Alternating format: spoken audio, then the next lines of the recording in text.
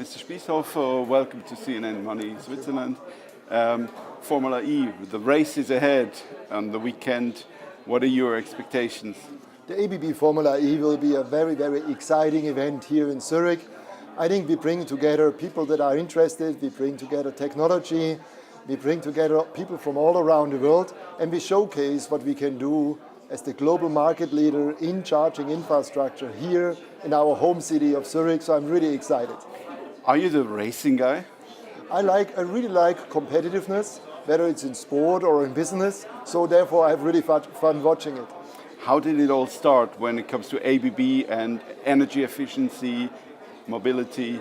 How did it all begin? Now, when you look at the ABB's history 130 years ago, we started with the first electric locomotives. Then we got into the ship area, the marine area. We have today very energy efficient ships. We work on the railway side and have fantastic solutions there. For example, working with Stadler Railways here in Switzerland, very successfully together.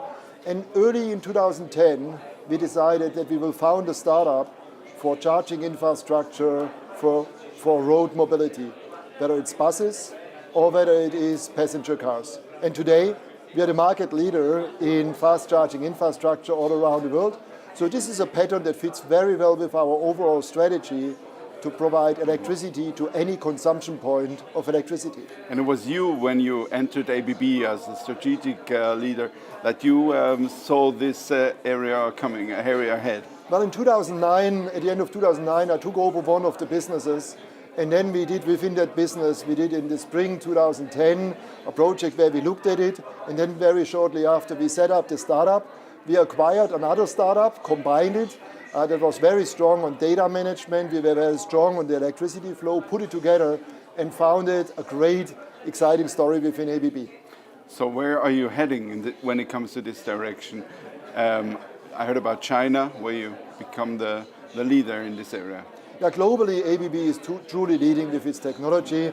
If you look at the major markets, China has a very strong ambition to grow electric mobility. The government is highly supportive of it. The automotive industry is switching, and all the local cities are really driving it. I'm active in China since 22 years, and it's great to really see the very strong momentum. In Europe, you will have more a consumer-driven approach, where people say, I have a lot of uncertainty when I buy a car, what technology should I buy? And it's very clear the electric technology will be around for a long while. But how do you assess Switzerland when it comes to charging stations, electric mobility?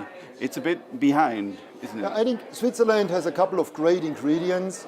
If you look at it between nuclear and hydropower, we already have environmentally friendly technologies producing the electricity. So in theory, we were well positioned, and now we need to jointly boost that both the cars are coming in and the charging infrastructure is coming. We have the technology. We just recently won an order to do 117 stations along German highways. We are active in the US, in Electrify America, where we have more than 400 stations under work that is coming. And we will be very happy to support also our home country, Switzerland, for the next level here of performance.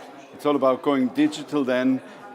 When you look at Switzerland's digital future, it's not only about the renewable energy, it's also about a way of thinking. Do you think Switzerland has done enough yet? I think Switzerland has a good platform to start from, and we can do much more. When I travel around the world, a lot of my peers ask me, how do you get it done in Switzerland?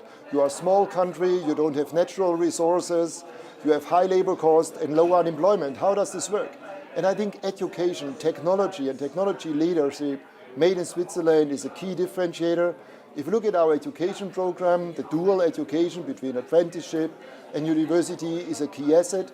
And as digitalization grows as a competitive factor, as grows the competitiveness of Switzerland, because their size doesn't matter, technology and intelligence matters, and that's what we have a lot here in Switzerland. Well, we also have these geopolitical risks around Switzerland, not only here. We have this smaller country, but we have the huge geopolitical risks ahead. We have the energy topic, higher oil prices. What does it mean for ABB? Yeah, it's very interesting, because for us in 2018 is the first year where all of our markets are either steady or grow. We haven't had that for 10 years. So from an underlying market momentum, it's good. Whether it's on the electricity side, where renewables are kicking in stronger, on the demand side dynamics, we have a lot of dynamic with electric mobility and data centers. In industry, automation is in high demand. So the underlying growth drivers are intact. And they are overlaid at the moment by a whole range of uncertainties. So it's very, very important for us that we have a steady course, that we stay our course even with these uncertainties, but that we act in a very agile and flexible way when the uncertainties materialize. The last couple of years, we have done a lot of homework. We have made ABB more customer-oriented, faster, more agile, and this is now paying off because in times of high uncertainty, you want to have a strong team that is highly agile and fast, and I think we are well prepared for these uncertainties. But the currency situation can be different from day to day, Yeah. and the energy prices can develop, in quick steps. You never know about trade war.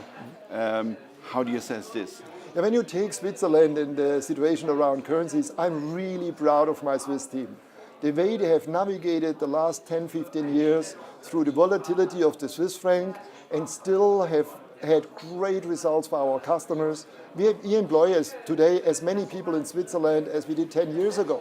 So we could keep the employment steady, but we transformed our company to become even stronger on technology, have more to do on the education side, and we invested strongly in automation. That all together positioned us. And you're right, the volatility is high. We need to have a business system that allows us to navigate these uncertainties, whether it's uncertainties in the Middle East, in Asia, in North America, what's happening with Italy at the moment. All of that keeps us on our toes and really agile.